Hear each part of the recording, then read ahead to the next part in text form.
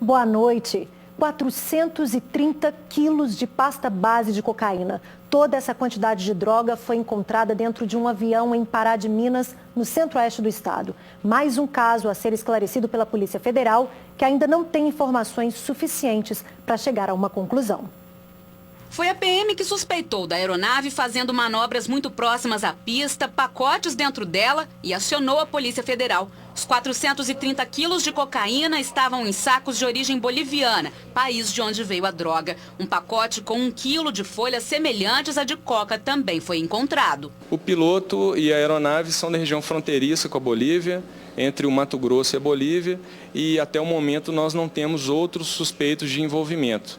Agora o trabalho da Polícia Federal vai ser justamente investigar para tentar identificar o comprador ou os compradores dessa droga aqui em Minas Gerais. Não tem dúvida nenhuma que essa droga seria distribuída para o Carnaval. O piloto da aeronave, de 62 anos, contou à polícia ter recebido R$20 mil pelo transporte da droga. De acordo com o delegado, o homem fugiu para Belo Horizonte assim que percebeu a movimentação da PM. Foi localizado num hotel próximo à rodoviária no centro e preso em flagrante. Ainda segundo o delegado, o avião teve as asas adaptadas para comportar mais combustível e aumentar a autonomia de voo. A suspeita é de que o Cessna tenha prefixo e matrícula adulterados. A aeronave iria passar a noite num hangar estacionamento do aeródromo de Pará de Minas, onde o contratante buscaria o entorpecente. Segundo a polícia, o local é administrado pela prefeitura e tem quase nenhum controle das chegadas e partidas. Cada hangar tem o seu proprietário com sua respectiva administração. Até o momento não tem nenhuma suspeita do envolvimento do proprietário do hangar, nem dos seus funcionários. Vão ser realizadas novas diligências, inclusive em outros hangares lá do aeródromo, com a própria administração do aeródromo, para a gente avaliar direitinho o funcionamento e, inclusive, fazer algumas sugestões quanto à melhoria do controle. Do ponto de vista policial, a gente gostaria que fosse um controle mais rígido, mas aí não depende também só da Polícia Federal fazer esse tipo de controle. Apesar do que nós vamos propor algumas mudanças ali na administração do aeroporto. No sul de Minas, um homem foi preso ao ser flagrado transportando drogas em um carro que seguia para a Bahia. De acordo com a polícia, o motorista de 25 anos foi abordado numa blitz próxima ao pedágio de São Gonçalo do Sapucaí. Durante buscas, a polícia encontrou em um compartimento do banco traseiro 3 embalagens de plástico com cocaína e uma outra embalagem com 10 barrinhas de haxixe. Ainda segundo a polícia, o motorista informou que pegou a droga em São Paulo e levaria para Salvador, Bahia, onde receberia R$3 mil pelo transporte. O homem foi preso e encaminhado para a delegacia de Pouso Alegre.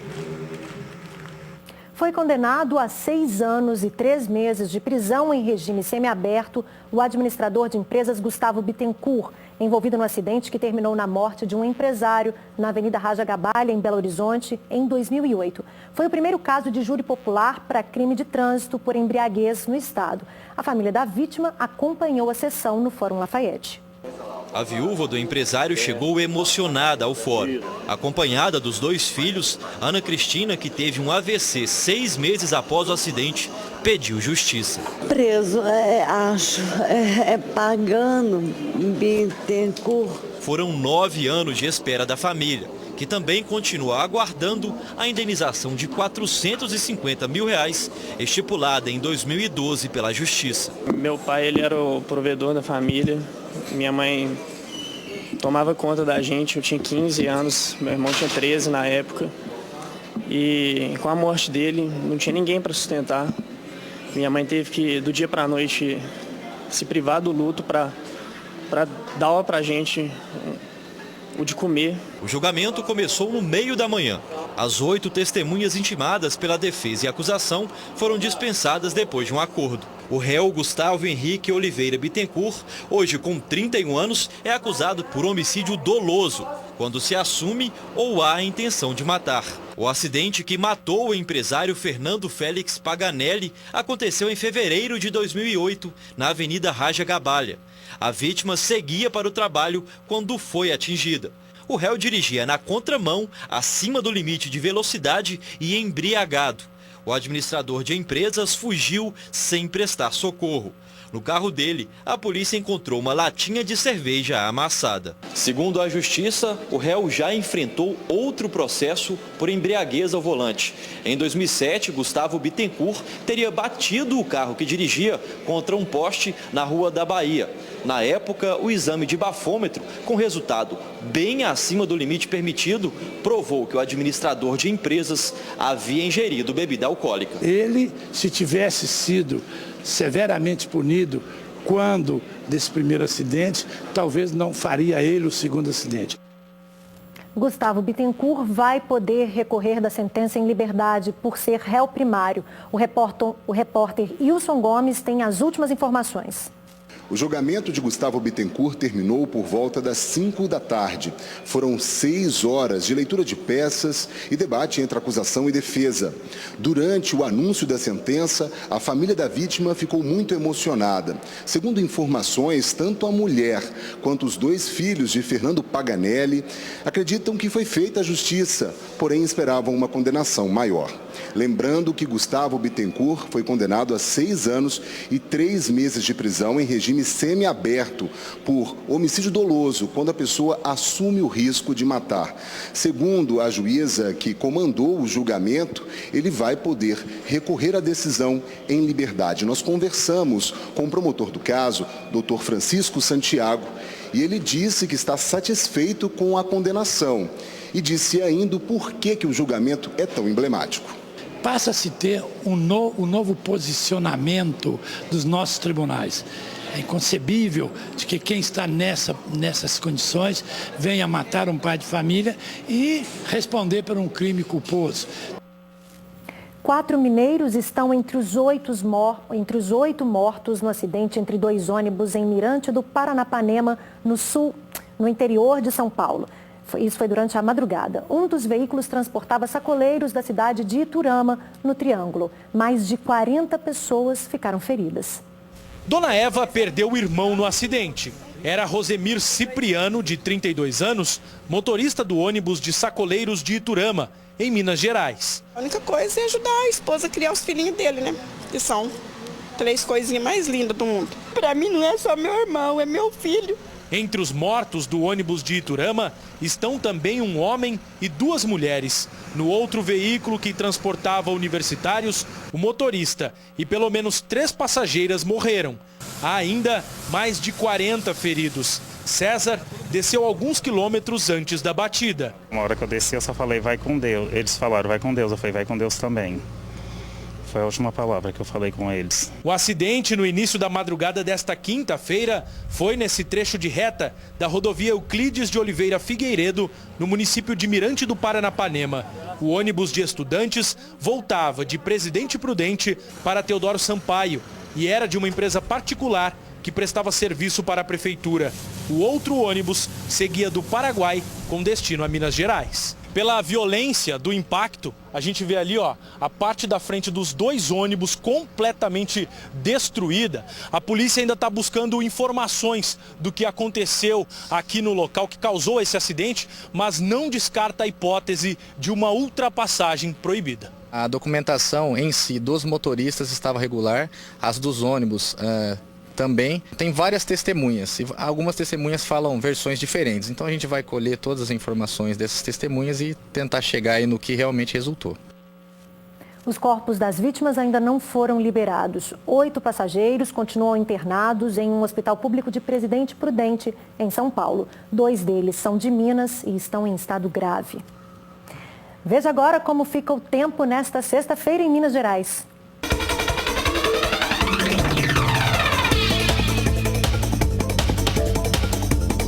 O tempo fica parcialmente nublado em todas as regiões de Minas. Há possibilidade de pancadas de chuva no Triângulo, no Alto Paranaíba e no Noroeste. Em Belo Horizonte, mínima de 19 e máxima de 31 graus. Os termômetros vão de 21 a 30 em Coromandel, de 22 a 34 graus em Janaúba. A temperatura fica entre 19 e 31 em Ouro Fino. E em Muriaé, mínima de 23 e máxima de 36 graus. As empresas do transporte coletivo de Montes Claros, no norte de Minas, chegaram a interromper o serviço na cidade hoje, depois que 2 ônibus foram incendiados. No primeiro ataque, por volta das 10h30 da manhã, 3 homens renderam o motorista, o trocador e obrigaram que os passageiros saíssem do veículo. Os criminosos levaram o dinheiro e atearam fogo no coletivo. Ninguém ficou ferido. A suspeita é de que o crime tenha sido ordenado do Presídio Regional de Montes Claros. Segundo a PM, 1h30 depois dos motoqueiros armados também agirem da mesma forma e incendiaram um ônibus no bairro Independência. Até o momento, 4 suspeitos foram presos. Aqui na Grande BH, empresários do transporte público de passageiros se reuniram hoje com a PM para traçar estratégias contra as ações dos bandidos. Os representantes das empresas demonstraram preocupação com os prejuízos, entre 350 e 400 mil reais por ônibus queimado, além do medo de passageiros e trabalhadores com a onda de violência que classificam de terrorismo. E você vê um ônibus em chamas, ele tem um atrativo de terror muito grande. Você vai lembrar daquelas guerras lá no Iraque e essas coisas assim. E os bandidos estão tentando fazer isso, através do medo, do terror marginal, estão tentando mobilizar as forças policiais. Só no transporte coletivo da região metropolitana, 9 veículos foram queimados em fevereiro. Prejuízos também para moradores que precisam dos ônibus, que deverão sofrer atrasos. Nos locais onde o foco está maior, principalmente na região de Sarzedo e no entorno, o número de ônibus ele não reduz, ele pode aumentar um pouco o horário pela questão de tempo de escolta e trabalhar com segurança. A PM informou que 30 pessoas chegaram a ser presas nesta semana e que outros suspeitos foram identificados. E ainda que, além do policiamento intensificado, agora há abordagens em pontos finais de ônibus, a passageiros dentro dos coletivos, a comércios nas regiões afetadas, entre outras ações, para tentar prevenir novos ataques. Intensificação das operações, o acompanhamento dos próprios coletivos nas suas rotas, a busca dos autores ou daqueles que têm a intenção, inclusive com abordagem aos próprios postos de combustíveis para que não faça essa venda, a não ser no tanque do veículo. Apesar de todos os esforços, mensagens de toque de recolher divulgadas pelo WhatsApp mudaram a rotina dos moradores de Sarzedo, onde nos últimos dias vários ônibus foram incendiados por criminosos. Muitos estudantes deixaram de ir às aulas. Médicos de unidades de saúde também não foram trabalhar. A Polícia Militar alerta que as ameaças compartilhadas nas redes são boatos. Mesmo assim, a população passou todo dia assustada, ainda mais que outro ônibus foi queimado na tarde dessa quarta na cidade vizinha, em Mário Campos. O fogo destruiu toda a lataria e foi controlado pelos bombeiros. Foi o 14º atentado contra coletivos nos últimos dias. Segundo a polícia, um suspeito foi preso, mas as ameaças que circularam pelas redes sociais anunciaram um toque de recolher na região, que alcançou a cidade vizinha, Sarzedo, de onde o ônibus incendiado saiu. Aí amanhã não é para levar nem criança para a escola, os motoqueiros passou tudo pregando papel, que quem tem amor à vida, aos filhos, nem leva para a escola. A mensagem de áudio foi recebida e compartilhada por várias pessoas em bairros diferentes. Tá levando para a escola? Não, é só tô de aula hoje, porque não tá tendo escola.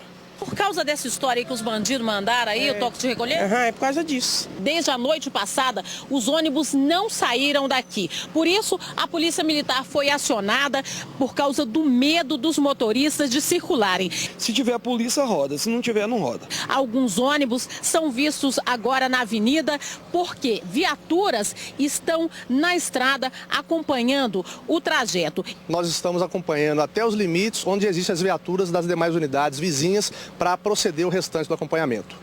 Apesar da polícia estar nas ruas, os boatos que circularam por meio das redes sociais afetaram e muito a rotina das pessoas aqui na cidade. Neste bairro, o Brasília, o posto de saúde, por exemplo, está aberto, mas faltaram médicos. Tive informação ali que a médica ficou sabendo, que o bairro Brasília está pegando fogo, os outros estão pegando fogo, está jogando até os carros, pode pôr fogo nos carros.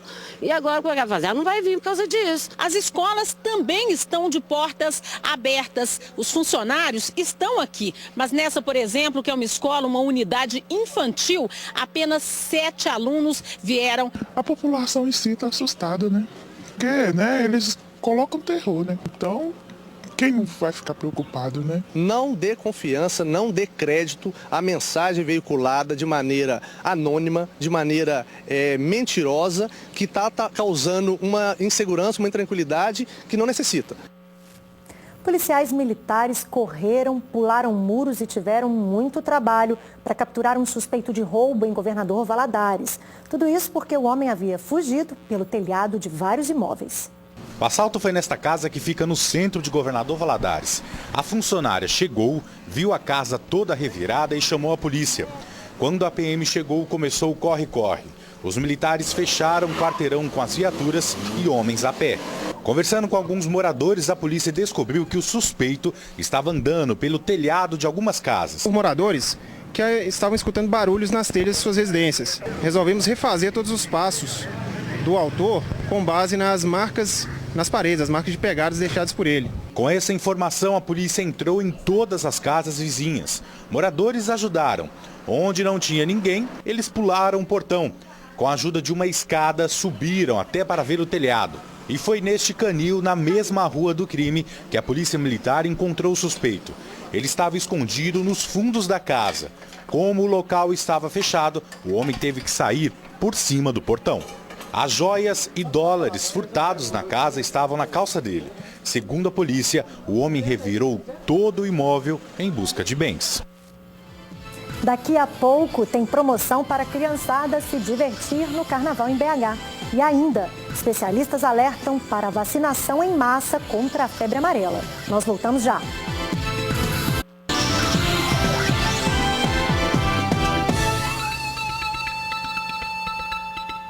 É hora de promoção para a criançada aqui no Jornal da Alterosa. Quer participar do Carnaval Kids Mineirão? Então ligue para a gente e concorra a pares de ingresso do evento, que começa às 9 da manhã no dia 27 de fevereiro, segunda-feira de Carnaval, na Esplanada do Mineirão. Vai ter show com Patati Patatá, Patufu, música de brinquedo e a charanga padecendo, além de personagens infantis, mascotes dos times, praça de alimentação e área de lazer. O número é o 3209-0988. O código de área é o 31. Não deixe de participar e boa sorte. 2.400.000 pessoas são esperadas para o Carnaval de Belo Horizonte. E com tanta gente nas ruas, a preocupação é com a segurança. Hoje a PM lançou uma marchinha pedindo paz durante a folia. Tô seguro, tô ligado, tô de olho. Tô seguindo toda dica que a PM avisou. Tô seguro, tô ligado, tô de olho, meu amor. Tô seguindo toda dica que a PM avisou. Tá bonito de brincar aqui em Minas Gerais. Vamos fazer um carnaval de paz. Vamos fazer um carnaval de paz. Profissionais da saúde trabalham sem descanso para vacinar a população de Minas contra a febre amarela. Especialistas também se mobilizam para discutir medidas que possam conter o avanço da doença. Um encontro na capital abordou vários temas, entre eles a necessidade de imunização em massa. Todo mundo estava de olho nas informações atualizadas sobre a febre amarela e atento aos procedimentos indicados para as próximas ações. O presidente da Sociedade Mineira de Infectologia alertou para a vacinação em massa na região metropolitana de Belo Horizonte. A sociedade tem recomendado a massificação da vacinação na região metropolitana de Belo Horizonte, entre outros motivos, para proteger essa população de casos, para evitar ou reduzir exponencialmente o potencial de circulação desse vírus após a sua chegada e, obviamente, mesmo que não chegasse esse vírus aqui, para proteger essa população, conforme recomendação do Ministério da Saúde, em eventuais viagens ou residência em outras áreas de risco. O médico explicou em detalhes como se dá a transmissão da doença nas regiões silvestres e também como o vírus se prolifera para a área urbana. Nessas regiões, o mosquito que mais prevalece é o hemagogus. É o principal vetor de transmissão dessa virose nas regiões não urbanas. Ele, então, é o responsável por, ao picar um macaco, adquirir o vírus e depois transferi-lo através de uma nova picada para o ser humano. De acordo com a Secretaria de Estado da Saúde, são 79 municípios mineiros com casos suspeitos, 39 cidades com registros confirmados. A maior parte dos casos foi registrada nas regiões endêmicas: Governador Valadares, Coronel Fabriciano e Manhumirim. Em Belo Horizonte, o medo aumentou depois da confirmação das mortes de macacos por causa da doença. A Secretaria também investiga os primeiros casos suspeitos de moradores internados com sintomas de febre amarela. A gente criou um protocolo estadual, tentando manejar melhor essa questão do tratamento e do manejo mesmo desse paciente, que quando é sintomático é extremamente grave. O subsecretário de Vigilância e Proteção à Saúde de Minas Gerais apresentou um panorama da cobertura vacinal no estado. É uma ação que consiste em um bloqueio vacinal, uma vacinação seletiva de atualização do cartão no raio de 1 quilômetro a partir do local que foi encontrado aquele animal. O Jornal da Alterosa termina aqui. Fique agora com o SBT Brasil. Boa noite para você.